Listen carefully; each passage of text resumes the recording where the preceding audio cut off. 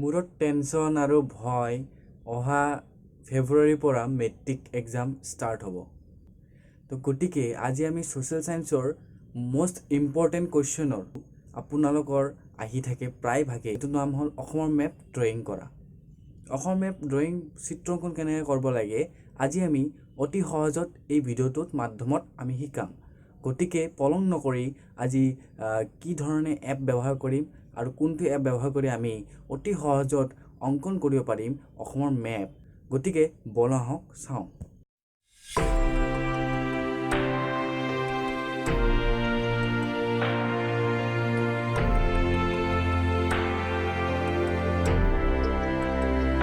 পোনপ্ৰথমে আপোনালোকৰ ডাটাটো অন কৰি লওক। ডাটা অন নকৰিলে প্লে ষ্ট'ৰ অন নহয়, সেইকাৰণে আমি ডাটা অন কৰি ল'ম।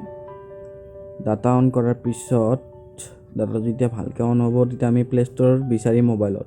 আপোনাৰ মোৰ ক'ত প্লে ষ্ট'ৰ আছে আপুনি বিচাৰি ল'ব। মোৰ মোবাইলত প্লে ষ্ট'ৰ অন কৰিলোঁ। অন কৰাৰ পিছত আপোনালোকে চাৰ্চ বটনত যাই কেনে আপুনি লিখিব কি ড্ৰয়িং গ্ৰিড মেকাৰ এপ, যেনেকুৱা এইটো ফাৰ্ষ্ট আহিছে drawing grid maker app. Search কৰাৰ লগে লগে দুনিয়াৰ এপ পাব। এই দুনিয়াৰ এপৰ ভিতৰত যিটো প্ৰথম এপ চাই আছে এই এপটো ইনষ্টল কৰিব। ধৰক এই আইকনটো দেখা পালে ইনষ্টল কৰিব। তো এতিয়া মই ইনষ্টল কৰি দিওঁ। ইনষ্টল হৈ গ'ল। এতিয়া আমি অপেনত ক্লিক কৰিম। অপেনত ক্লিক কৰাৰ লগে লগে আপোনালোকে কি ক'ব এলাউ কৰিব দিব। এলাউ কৰি ল'ব। এলাউ কৰাৰ পিছত আমাৰ মেইন কি আছিল চ'ৰ্চটো লাগিছিল। প্ৰথমতে আগতে এটা কথা কৈ লওঁ, আগতে আপোনালোকে এই এপটো যেতিয়া অ'পেন কৰিব তেতিয়া ডাটাটো অফ কৰি ল'ব, কাৰণ ইয়াতে বহুত এডভাৰটাইজ আহি থাকে। কাৰণ ইহঁতৰ এপ বনোৱা মতলব হ'ল কি এডভাৰটাইজ আৰু পইচা কমোৱাৰ ধান্দা। তো বেলেগটো একো নাই। সেইকাৰণে আপোনালোকে এপটো অন কৰাৰ আগতে ডাটাটো অফ কৰি ল'ব। তাৰ আগতে ডাটা অফ নকৰাকৈ মই গুগলত যাওঁ। গুগলত যাই আমি ফটোটো ল'ম, মানে আপুনি কি ফটো বিচাৰিছে। এতিয়া আমি ফটো বিচাৰিম যে আছাম মেপ আউটলাইন, এইটো বিচাৰিম উইথ ব্ৰহ্মপুত্ৰ এনেকৈ লিখি দিব পাৰে, কিন্তু মই নিলিখোঁ, পাই যাম আৰামছে। ইয়াতে ইমেজত ক্লিক কৰিম, ওপৰত যিটো ইমেজ আছে ইমেজত ক্লিক কৰিম। ক্লিক কৰাৰ পিছত চাই থাকব ক'ত ব্ৰহ্মপুত্ৰ নদী আছে আৰু আউটলাইন ধুনীয়া, এইটো চাওক ধুনীয়া আছে, এটা ব্ৰহ্মপুত্ৰ নদী দি আছে। এনেকৈ ক্লিক কৰিছে। এইটো ফটোটো আমাৰ ধুনীয়া লাগি গৈছে। এইটো ফটো আমি ল'ব বিচাৰিছোঁ। এতিয়া এই ফটো ল'ব বিচাৰিলে ভিজিট কৰোঁ। হয়তো আপোনালোকৰ এনেকৈ কিবা এটা ইণ্টাৰফেচ আহিব পাৰে, তেতিয়া আপোনালোকে কোনো চিন্তা কৰিব নালাগে, ইয়াতে ক্লিক কৰিব পাৰে। অথবা যদি নাহে তেতিয়াহ'লে ভালে কথা, যদি আহে ইয়াতে ক্লিক কৰি দিব। অলপমান ৰখিব, চাব মেপটো ক'ত আছে চাব। আগতে মোৰ অসম মেপ মানে গুগলৰ চাৰ্চ যিটো মানে কোনটো আৰু যিবিলাক পপুলাৰ চাৰ্চ কৰে এইবিলাক আগতে দেখাই দিয়ে, কিন্তু ইয়াতে বহুত ধৰণৰ আছে। এইয়া পাইছোঁ এটা, এইটো লওঁ ন, এইটো ধৰি লওক, এইটো নল'লোঁ, ক্লিক কৰিলোঁ। ক্লিক কৰাৰ পিছত এতিয়া আমি কি ফৰ্মেটত ডাউনলোড কৰিম। যদি আপোনালোকৰ যদি বিচাৰাংটো অসুবিধা পাই আছে তেতিয়াহ'লে আপোনালোকে ডেছক্ৰিপশ্যনত লিংক দি দিম, তাৰে পৰা আপোনালোকে ডাইৰেক্টলি বিচাৰি পাব। ইয়াতে চাওক গিফ আছে, PDF আছে, WMF গিফ, এইটো ডাউনলোড কৰাম। এই ডাউনলোড কৰাটো নহ'ল, এনেই ক্লিক কৰাৰ লগে লগে আহি গ'ল। চাওক কিমান ধুনীয়া ক্লিয়াৰ, ইয়াতকৈ কি ক্লিয়াৰ লাগে। তাৰপিছত আমি কি কৰিম, জোৰছে টিভি ধৰিম। টিভি ধৰাৰ লগে অ'পেন ইমেজ, ডাউনলোড ইমেজ এনেকৈ লিখাইছে। ডাউনলোড ইমেজত ক্লিক কৰিম। এতিয়া কৈছে ডাউনলোড কৰিবা, দিছে তাৰমানে আমাৰ do you want to download. Download কৰিলোঁ। ডাউনলোড কৰাৰ পিছত অ'পেন কৰিম। ফটো ঠিক আমাৰ এনেধৰণৰ উঠিছে। এতিয়া মেইন কাম হ'ল আমাৰ কি, এই ফটোটো তাতে আপলোড দিয়াৰ। আপলোড মানে তাতে সোমোৱাই দিয়া আৰু তাৰ আগতে আমি ডাটাটো অফ কৰি লওঁ, কাৰণ নহ'লে এডভাৰটাইজ ভৰ্তি কৰি দিব আহি। এতিয়া এপটো ক'ত আছে বিচাৰোঁ। এয়া যেনেকৈ ড্ৰয়িং গ্ৰিড মেকআপ, এইটো ক্লিক কৰিলোঁ। ক্লিক কৰাৰ লগে লগে এপটো আহিল। এতিয়া দেখিছে তলত এড আছিল, এডটো নাইকিয়া হৈ গ'ল। এতিয়া ইয়াতে আমি ক্লিক কৰিম, য'ত ওপৰত আছে এইটো অপশ্যনটো ক্লিক কৰিম। তাৰমানে আমি যিকোনো ফটো চিলেক্ট কৰিম। চিলেক্ট কৰাৰ পিছত লাষ্ট 30 days, মানে এটা লাষ্ট 30 days পাব বা ডাউনলোডৰ অপশ্যনত পাব। আপুনি যিকোনো জেগাত মানে য'ত ডাউনলোড কৰিছে ক্ৰমত য'ত ছেভ হয় তাতে আপুনি পাই যাব ফটোটো। এতিয়া মই ডাউনলোড ক্লিক কৰিলোঁ। এতিয়া ডাউনলোডত এইটো আছে, এইটো ক্লিক কৰিম।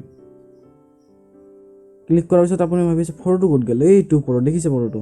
এতিয়া আমি কি কৰিম, ইয়াৰে এনেকৈ আনিম, টানি আনাৰ লগে লগে অলপ জুমটো কমাই দিম। এতিয়া চাম বস্তুবোৰতো এইবিলাক যে বাকচ আছে এইবিলাকতো স্কোৱাৰ নহয়, তো আমাৰ নিমিলে বস্তুটো। ইয়াত চাওঁ SQ লিখা আছে, SQত অপশ্যনটো ক্লিক কৰিব। ক্লিক কৰাৰ লগে লগে গোটেইবিলাক স্কোৱাৰ হৈ যাব। স্কোৱাৰ মতলব মানে চব বাকচ ইকুৱেল, এইটো বাকচত যিমান চেণ্টিমিটাৰ এইটো বাকচত সিমান চেণ্টিমিটাৰ হ'ল। হোৱাৰ পিছত এতিয়া চাই আছোঁ যে আমাৰ এই আউটলাইনবোৰ বহুত মোটা ডাৰ্ট, এই ব্লেক আউটলাইনবোৰ বহুত ডাৰ্ট। তো আমি ইয়াতে যে অপশ্যন আছে ইয়াতে ক্লিক কৰিম। ইয়াতে কি আছে 4 নম্বৰ, 4 মানে যিমান ডাঙৰ কৰিব, ধৰি লওক 10 কৰি দিলোঁ। 10 কৰাৰ লগে লগে বেছি মোটা হৈ যাব। আমাৰ বেছি মোটা নালাগে, পাতল লাগে।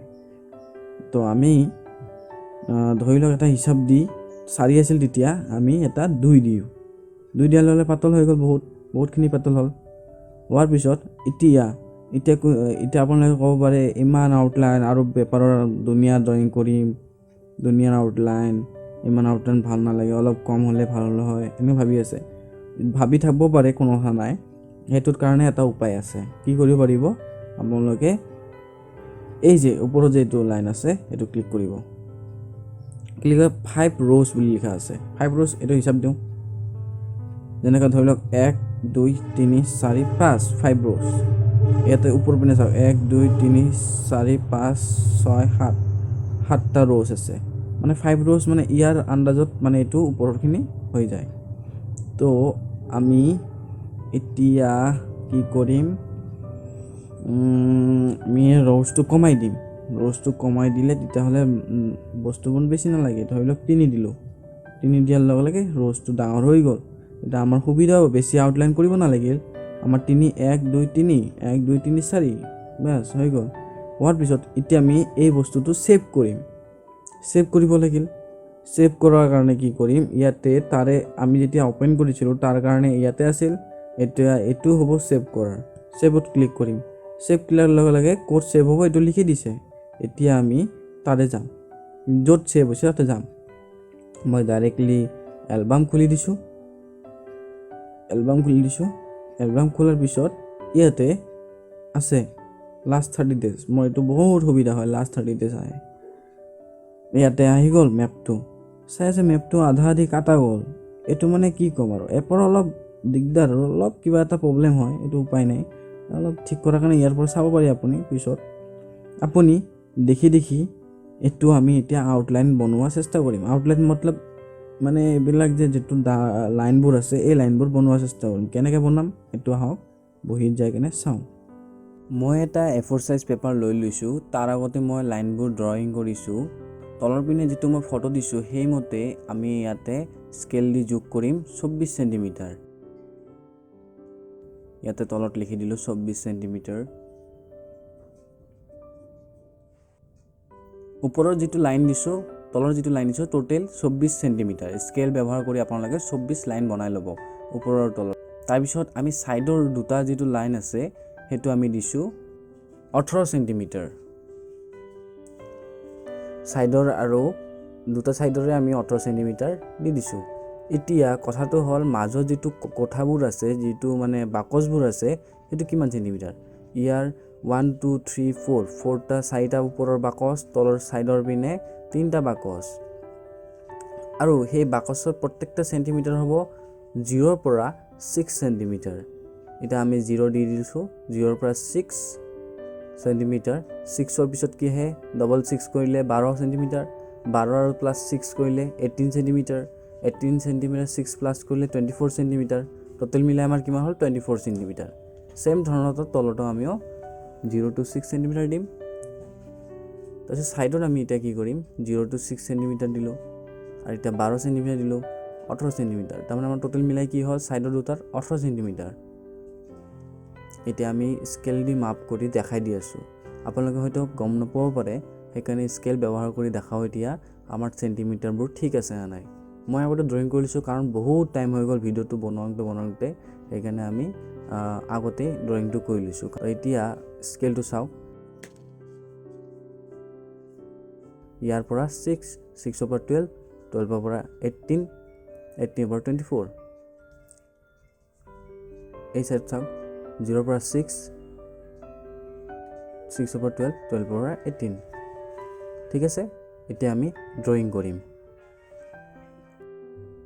ড্ৰয়িং কৰাৰ আগতে আপোনালোকে এবাৰ অবজাৰ্ভ কৰি লওক বাকচখন চাওক ভালকৈ কিমান সেন্টিমিটাৰ দিছোঁ মই বাকচখনত প্ৰত্যেকটা বাকচৰ মই নাম্বাৰ দি দিছোঁ কিমান পৰা কিমান সেন্টিমিটাৰ ওপৰৰ আৰু তলৰ 0 পৰা 24 সেন্টিমিটাৰ সাইডৰ আৰু এই সাইডৰ 0 পৰা 18 সেন্টিমিটাৰ বলা হওক আমি যেটো ফটো মোবাইল এপ দি তৈয়াৰী কৰিছিলোঁ সেই এপটো চাই বা সেই ফটো চাই কেনে আমি ড্ৰয়িং কৰোঁ আহক ৰ'ব ড্ৰয়িং কৰাৰ আগত আপোনালোকে এটা বস্তু দেখাই লওঁ মই কি ড্ৰয়িং কৰিছোঁ মই পৰ্ট্ৰেট বনাওঁ তো হ'ল জুবিন গাৰ্গে মোক সিগনেচাৰ দিছে অটোগ্ৰাফ দিছে এইটো এনে আমাৰ ঘৰৰ ওচৰত থাকে এজন মানুহ বনাব দিছে এইটো কোন হয় ক'বচোন কমেণ্টত তাৰপিছত আপোনাৰ এইটো এনে ডাইৰেক্টৰ মিউজিক ডাইৰেক্টৰ এইটো বিজিবি আমাৰ ওচৰতে থাকে এইটো মোদীক কোনে চিনি নাপায় মোদীক চবে চিনি পায় এইটো চাওক এইটো কোন হয় ব্লাৰ হৈ গ'ল হিমন্ত বিশ্ব শৰ্মা এনেকুৱা ড্ৰয়িং যদি আপোনালোকে বিচাৰে বা শিকিব বিচাৰে তেন্তে মোক কমেণ্ট কৰিব পাৰে এইটো কোন হয় সৰ্বানন্দ সোণোৱাল ঠিক আছে আৰু কিবা কিবি দেখাম আপোনালোকক চাওক ৰঙা বহীৰ ভিতৰত কি আছে কাপল আছে যদি আপোনালোকে এনেকা আৰ্ট বিচাৰে বা আপোনালোকৰ যদি আৰ্ট কৰি দিব লাগে তেতিয়া মই কমিশ্যন ৱৰ্ক লওঁ অলপ পইচা দি কেনে কাম কৰি দিওঁ মই এইটো এটা কামটো কমপ্লিট হোৱা নাই এই পানী বাচ্চাৰ দৰে বনাই আছোঁ ৰিয়েলিষ্টিক আৰ্ট হয় এইটো ইয়াৰে ভিতৰত সবচে বেষ্ট ড্ৰয়িং কোনটো হৈছে প্লিজ কমেণ্ট কৰিব আৰু ক'ব আমি যিটো ফটো অলপ আগতে বনাইছিলোঁ সেই ফটোটো চাই কেনে আমি অসম এপটো ড্ৰয়িং কৰাৰ চেষ্টা কৰিম চাওক এতিয়া মই কেনেকৈ ড্ৰয়িং কৰিছোঁ ষ্টেপ বাই ষ্টেপ চাই যাব আৰু আমি লগতে ব্ৰহ্মপুত্ৰ নদীখনো বনাম অলপ ভিডিঅ'টো লম্বা হৈছে মই গম পাইছোঁ মই খুবেই দুঃখিত যিমান পাৰে আপোনালোকে কাটি নাচাব একদম লাইন বাই লাইন চাই যাওক নহ'লে এটা ষ্টেপ পাহৰি গ'লে আপোনালোকে নোৱাৰিব পাৰে লাষ্টত যাই আমি দেখাম ব্ৰহ্মপুত্ৰ নদীৰ কি কালাৰ কৰিলে বেছি ভাল লাগিব ৰংটো দেখাম আমি ঠিক আছে চাই থাকক ভিডিঅ'টো কণ্টিনিউৱাছলি তলৰ এটা ৰঙা বাকচ মানে ৰঙা ছাবস্ক্ৰাইব লিখা এটা বাকচ আছে তাতে ছাবস্ক্ৰাইব ক্লিক কৰি দিয়ক ক্লিক কৰাৰ পিছত এটা বেল আইকন আহিব এই বেল আইকনটো অল কৰি দিব ঠিক আছে যদি ছাবস্ক্ৰাইব কৰে হয়তো ভৱিষ্যতৰ কাৰণে আপোনালোকৰ এই ভিডিঅ'বোৰ কামত দিব বা নতুন ভিডিঅ' যদি বিচাৰে তেন্তে আপোনালোকে কমেণ্ট কৰক কমেণ্ট কৰিলে মই তৎক্ষণাত বা এসপ্তাহ হওক 2 দিন আগৰ পিছত হওক মই ভিডিঅ'টো দিয়াৰ চেষ্টা কৰিম ধন্যবাদ